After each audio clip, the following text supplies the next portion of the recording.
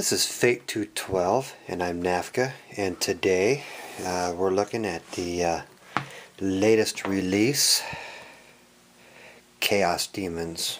I want to say first of all that the cover of the book is quite on par with the other two codex releases that we've had out. Wonderful artwork. And I also want to note that each book so far is 105 pages. They're the exact same thickness. I don't know if that's going to continue, but I'd be quite amazed if they can make every book 105 pages on the nose. But anyway, the author of this book, of course, right here, if you look, it says Robin Crudis and Phil Kelly. Phil Kelly is who we expected to be the author, and of course it is a full color hardback codex, just like the all the 6th edition codexes have been. And I want to say right off the get-go that it's a very beautiful codex. The artwork is fantastic, full color spreads. There is a few artwork type stuff that I am disappointed in, and let me talk about that since I'm here. If you could look here at this style of artwork, on all of the pictures, once you're into the actual units here, it's the same style of artwork, and I really think the artwork that was in the other types of artwork are much better. I'm kind of a fan of all the artwork, but I just think it looks better. I'm not a fan of the way they did that artwork in that section of this codex. But anyway, we talk about here. It talks about the nature of demons, what they are. It gets into all the miscellaneouses, and then gets into each individual god. There's Khorne, the blood god, and it talks about the blood tithe and the fortress of Khorne, and then it gets into Tzeentch, the changer of ways, the crystal labyrinth, and Nurgle. There's quite a bit of fluff in here, and I'm going to admit it right now. I have not gotten in to read it all yet. I just have not had the chance. And here is obviously some Slaanesh.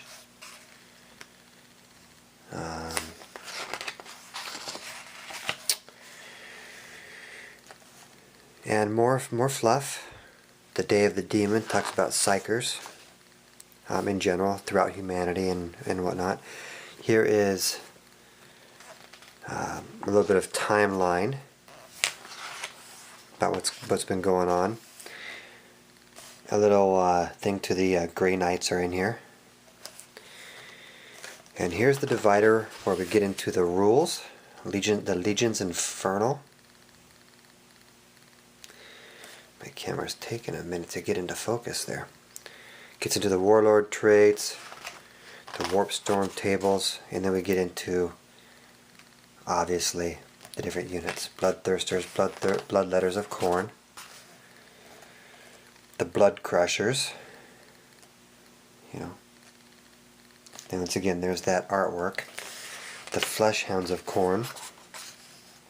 Notice that we're all looking at all Khorne first. Where it gets into the sections, it really gets into, it starts with Khorne and does each god one at a time. There's Karnak at the end. And the Lord of Change. So now we're into Tzeentch.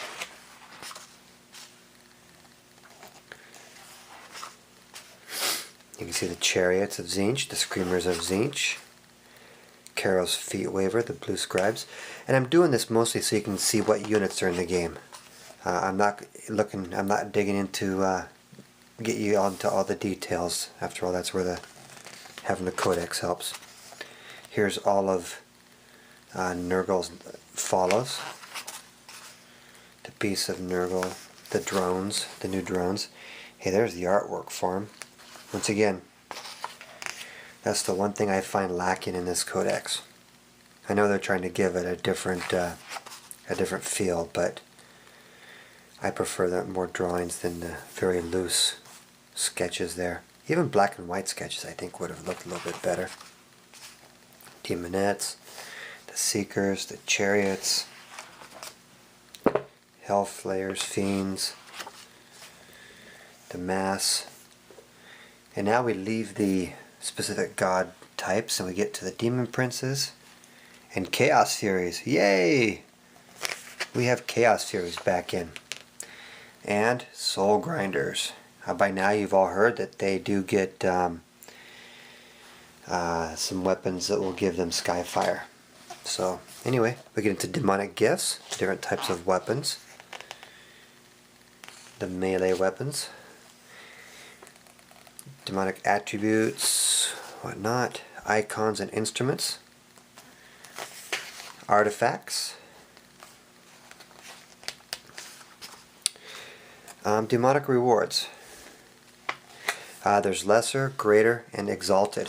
Now going back, you can see that there's icons and instruments. These are all available during your troop choices, which is really kind of neat because it really helps differentiate your troop choices. You get a leader and some special rules with them. Gets past the standard. Hey, I got 5 guys and a guy with Bolt of Change. So here's the demonic powers, the psychic powers. Notice you are rolling now for your psychic powers. You know, yay for Eldar for shutting them down, I guess.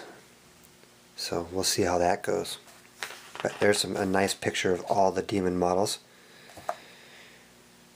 I don't think there's anything different there. Hey, look, there's Dark Angels actually going to fight them. Once again, we go through. We have the artwork in this section, which has all the different models. I do like this section, but I'm not going to spend much time on it because that's something that you can browse and ooh and ah on yourself. And different models. More full spreads of, well, look, everything. And then we get into the actual listings of the units. And once again, I'm just going to zip through this stuff because, hey, we're not here to take actual photographs of everything. So, bypass a lot of it. There is a dedicated transport section. Hey, look. And it's a Bloodthorn of Corn. Or Bloodthorn of Corn. It's a chariot. So, anyway, going past that, we come to the end, of course, where we have the reference sheets and a full spread out of everything. And, you know, to the profiles. You know, playing Eldar lately, I really appreciate these profiles at the end. And notice the picture here in red. It's one of my favorite pictures that I use for the site a lot, of some plague bearers and a fury coming over top a bunch of guardsmen. I didn't notice if that was in the front or not. Yes, it's the same picture. So, but anyway, yeah, it ends at 105 pages.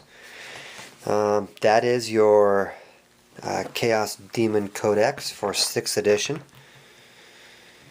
Once again, I'm Nafka, and this is Fate 212. Have a good night.